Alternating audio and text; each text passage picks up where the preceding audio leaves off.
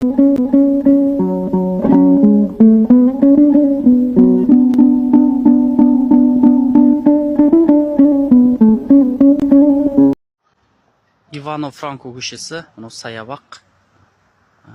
Осы жастарда, үлкен кісілерде осы жерге келіп отырады. Көшенің осы жердің ерекше осы бір жаздың ыстық күнінде осы жер салқын болып тұрады. Не көрдіңіз ба, қандай әдемі көше, брусчатка қойылған. Осы Ивано-Франко көшесінде Ленинге ескерткіші де бар. Әдемі қала, таза жер. Көріп тұрсыздар. Мынандай Ұлы Отан соғысының ардагерлеріне ескерткіш. Ивано-Франко көшесі осы жерден басталады. Мына жақ Ленина көшесі.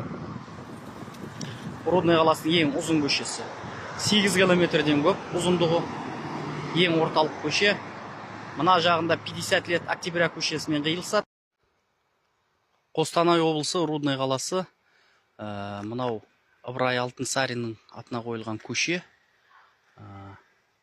Педагог, жазушы, этнограф. Енді оны айта бермей қойын, барлығын білесіздер. Міне осы көше. Қазір Бейімбет Майлин көшесіне барамыз, Рудный қаласында. Оны да өстіп қысқаша көрсетіп кетем.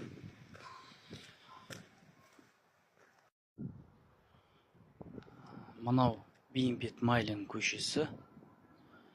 Осы Ыбырай Алтынсарин, Бейімбет Майлин көшелері шетте орналасқан. Жер үйлердің ортасында.